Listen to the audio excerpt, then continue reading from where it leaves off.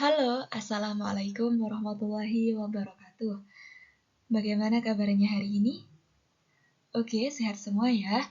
Kembali lagi dengan saya, Dita Violani. Di sini kita akan membahas tentang kondisi masyarakat Indonesia pada masa penjajahan. Nah, untuk tujuan pembelajarannya, yang pertama, siswa mampu menjelaskan pengaruh monopoli perdagangan oleh VOC. Yang kedua, siswa mampu mendeskripsikan pengaruh kebijakan kerja paksa, sistem sewa tanah, sistem tanam paksa, politik pintu terbuka, dan penerapan politik etis dalam masa penjajahan. Nah, selanjutnya, apakah kalian tahu bagaimana sih nasib yang dialami oleh masyarakat Indonesia pada masa penjajahan? Pemerintah kolonial dengan berbagai kebijakannya telah mengubah masyarakat Indonesia di berbagai bidang. Penderitaan dan kesengsaraan masyarakat Indonesia dialami pada saat masa penjajahan, sehingga bangsa Indonesia bangkit melakukan perlawanan untuk mengusir para penjajah dari bumi Indonesia. Nah, yang pertama, pengaruh monopoli dalam perdagangan. Apakah kalian tahu gambar apakah itu? Nah, betul sekali. Gambar tersebut merupakan cengkih. Tanaman cengkih merupakan salah satu produk yang dimonopoli bangsa Barat saat menjajah Indonesia. Monopoli adalah penguasaan pasar yang dilakukan oleh satu atau sedikit perusahaan. Bagi pelaku perusahaan, monopoli sangat menguntungkan karena mereka dapat menentukan harga beli dan harga jual. Contohnya, pelaku monopoli dalam perdagangan adalah VOC atau Persekutuan Perdagangan Belanda. VOC dipimpin oleh seorang gubernur jenderal yang menjalankan tugas pemerintahan di daerah-daerah jajahan. VOC memiliki hak istimewa yang disebut hak oktroy. Nah, hak oktroy terdapat 5. Yang pertama, hak mencetak uang, hak memiliki angkatan perang, hak memerintah daerah yang diduduki, hak melakukan perjanjian dengan raja-raja, dan yang terakhir, hak memonopoli perdagangan. Dan jangan lupa, VOC ini dibentuk pada tanggal 20 Maret 1602. Nah, di sini ada question atau pertanyaan. Yang pertama, bagaimana pengaruh monopoli perdagangan bagi VOC dan bagi rakyat Indonesia? Yang kedua, apa saja sih hak oktroy yang kalian ketahui? Pembahasan selanjutnya yakni pengaruh kebijakan kerja paksa. Bisa dilihat, gambar tersebut merupakan suasana kerja paksa pada masa penjajahan Belanda. Nah, kalian ketahui bahwa kerja paksa pada zaman pemerintahan Belanda disebut dengan kerja rodi. Kerja paksa atau kerja rodi berarti suatu pekerjaan yang dilakukan dengan pemaksaan oleh pihak tertentu. Rakyat Indonesia saat itu pasti sangat menderita. Mereka bekerja melakukan perintah penjajah dengan melakukan pekerjaan di luar batas kemanusiaan.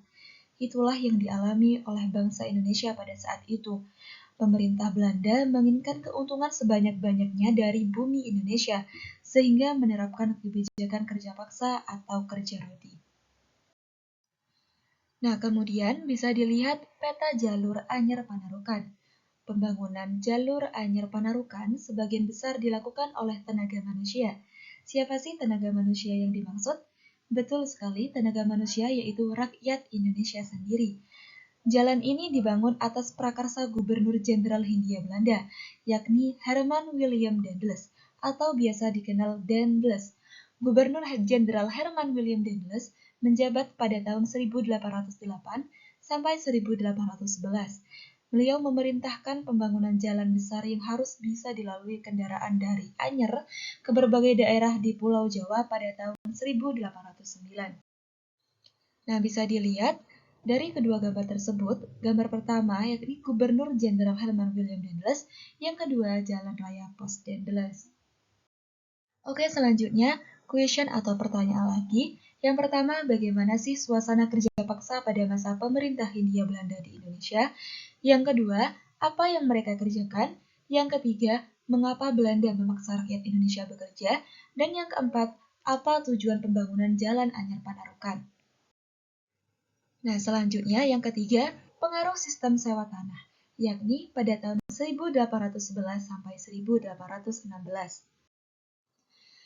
Bisa dilihat pada gambar tersebut tertera gambar Thomas Stamford Raffles.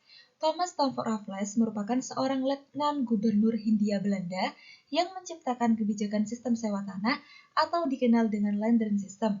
Nah, dalam hal ini terdapat ketentuan-ketentuan dalam melaksanakan sistem sewa tanah tersebut. Namun, pelaksanaan sistem sewa tanah tersebut dianggap memiliki banyak kelemahan sehingga gagal diterapkan di Indonesia. Kira-kira kenapa ya? Oke, sebelum itu saya akan menjelaskan terkait sistem tersebut memiliki ketentuan, yakni ada 4. Yang pertama, petani harus menyewa tanah meskipun dia adalah pemilik tanah tersebut. Yang kedua, harga sewa tanah tergantung kepada kondisi tanah. Yang ketiga, pembayaran sewa tanah dilakukan dengan uang tunai. Dan yang keempat, bagi yang tidak memiliki tanah dikenakan pajak kepala. Nah, kira-kira kenapa sih sistem sewa tanah ini memiliki banyak kelemahan? Yang pertama, pelaksanaan sistem sewa tanah yang dilakukan oleh Gubernur Jenderal Thomas Stamford Raffles ini pada sistem pertahanan di Indonesia menemukan kegagalan, di mana diberlakukan di Indonesia tidak cocok bagi pertahanan milik penduduk pribumi di Indonesia. Sistem sewa tanah tersebut tidak berjalan lama. Hal itu disebabkan beberapa faktor, seperti sulit menemukan besar kecil pajak bagi pemilik tanah, karena tidak semua rakyat memiliki tanah yang sama, yang pada akhirnya sistem gagal dalam peranannya mengembangkan kejayaan kolonisasi Inggris di Indonesia. Oke, selanjutnya adalah pertanyaan atau question. Yang pertama, apa tujuan sistem sewa tanah?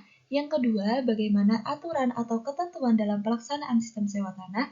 Yang ketiga, mengapa pelaksanaan sistem sewa tanah gagal diterapkan di Indonesia?